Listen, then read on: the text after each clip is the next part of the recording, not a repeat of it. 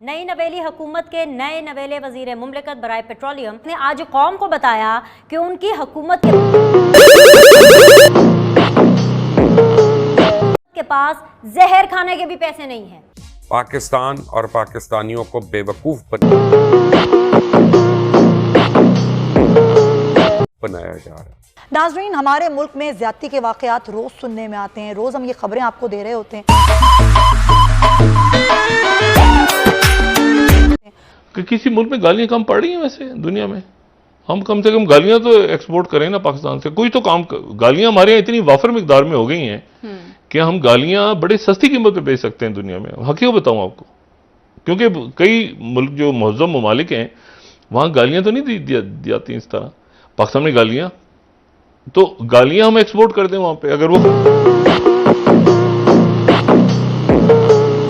वो खरीदने को तैयार हों गालियां, ठीक है, तो उसी से कुछ पैसा मिल जाए शायद हमें।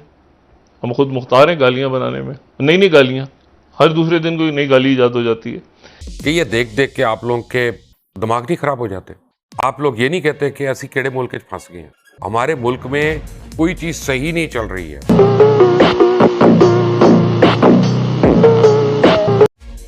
किसी चीज पे काम नहीं हो रहा। बेसिक ह्यूमन राइट्स नहीं है, वुमन राइट्स नहीं है, माइनॉरिटी राइट्स नहीं है, सिटीजन राइट्स नहीं है, हमारे पास लेबर राइट्स नहीं है, लेकिन हम यहाँ पे बैठ के जिहाद कर रहे हैं और हम सियासत कर रहे हैं और धमकियां दे रहे हैं। एक वजीर आला आके धमकियां दे रहा है कि जी मैं फोर्स लेके आऊंगा। यानी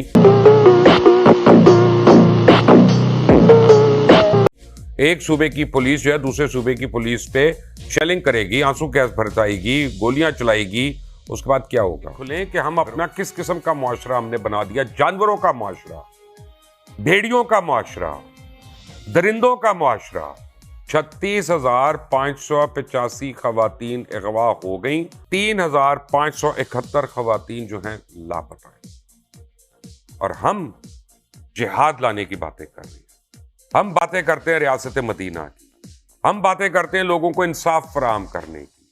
लेकिन इससे बड़ा झूठ क्या होगा कि हम सब चुप हैं जब औरतें हमारी रेप हो रही हैं, हमारे बच्चे अगवा हो रहे हैं, चाइल्ड मोलेस्टेशन हो रही है, हमारे थर के लोग जो है पीने की पानी की एक एक बूंद को तरस रहे हैं।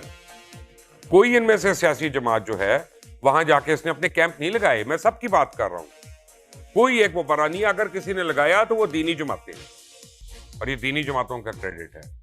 हमारा आइन क्या कहता है, हमारा कानून क्या कहता है, हमारे कवानीन क्या कहते हैं, सब है हमारे पास। लेकिन इन दरिंदों को पकड़ने वाला कोई नहीं, इनका हाथ रोकने वाला कोई नहीं। कि मुल्क में महंगाई ने आम शहरी की कमर तोड़कर रख दी है।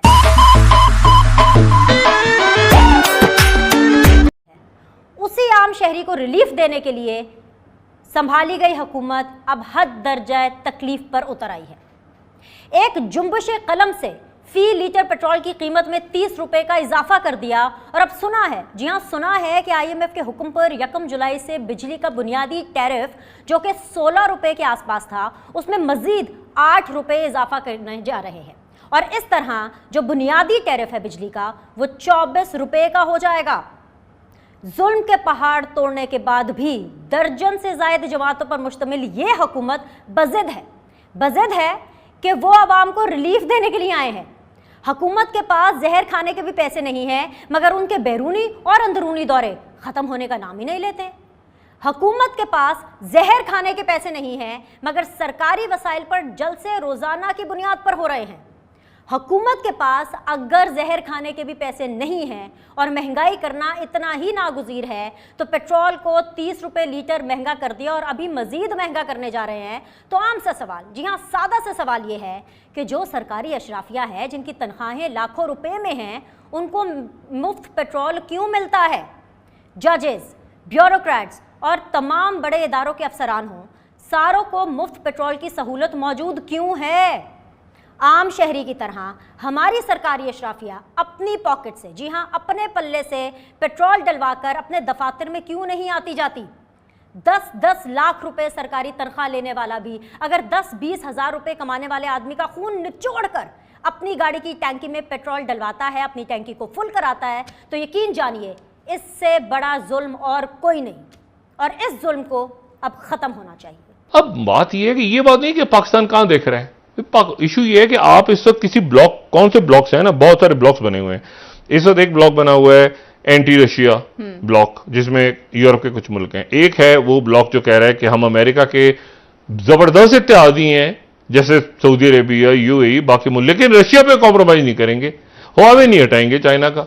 तो वो एक पॉइंट ऑफ स्टैंड से बात करें। इंडिया की जरूरत है अमेरिका को यहाँ पे इंडो पैसिफिक में चाइना के अगेंस्ट, लेकिन इंडिया जो है रशिया के साथ खड़ा हुआ है। तो मतलब ब्लॉक्स, मुख्तलिफ मुल्क ब्लॉक।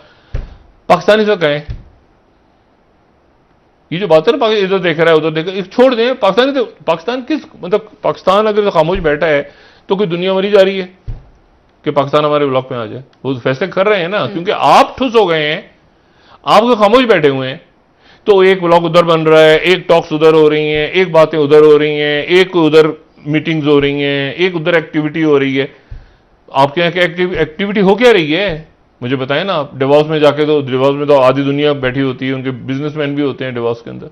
ये इशू ये है कि आप ये, या तो खुद हमने तय कर लिया कि हमने अलग ही रहना है, बस सारी दुनिया जो मर खप जाएगी तो इस अर्थ के ऊपर एक ही मुल्क बचेगा पाकिस्तान, फिर हम सोचेंगे कौन जीत गया भाई, उसके साथ चले जाएंगे। ऐसे नहीं होता। हम जो है, रोल है नहीं आप फजूल बात है ना कि इतने बड़े फैसले हो रहे हैं, आपका कोई स्टांस ही नहीं है, फॉरेन पॉलिसी क्लैरिफाई नहीं हो रही। इतने बड़े, यानी सारे के सारे इत्तेहादी बैठ गए यहाँ की हुकूमत में, तो फॉरेन पॉलिसी आप टर्की में क्या, टर्की हमारा दोस्त है, भाई हमारा, हमें भी पता है भाई है हमारा। सऊदी अरब हमारा दोस्त है, भाई है, अच्छा है भाई, पता है। इसका क्या बनेगा? ये कहां से आएगा? अमेरिका के साथ हैं हम, अच्छा जी बिल्कुल साथ हैं हम। भाई IMF को कॉल क्यों नहीं करवा रहे हम ब्लिंकन से या बाइडेन से? इशू ये है कि जो इशू पाकिस्तान के जो इश्यूज हैं ना, पाकिस्तान खुद अगर अपने आप को नहीं उठाएगा ना, खुद नहीं जागेगा, और खुद पड़े हुए छोटे छोटे उसका कैसेट, उसकी टेप, उसकी टांग जो जलसा कामयाब, जलसे में लोग कम, कितने लोग आ गए, कितने लोग नहीं गए, आप जो फंसे हुए हैं। हुकूमत भी लिथार्जी बैठ गई, हुकूमत भी बैठी हुई आराम से, बस बैठ गए हैं, 1.5 साल पूरा करेंगे, इसलिए 1.5 साल पूरा करेंगे, खबरदार हमें किसी ने निकाल। ओ भाईजान, आप 1.5 साल 50 साल बैठे रहे, बात हो रही है मुल्क की। यहाँ पे आप बैठ जाएं, वो बैठ जाएं, कोई भी मुल्क की बात हो रही है ना।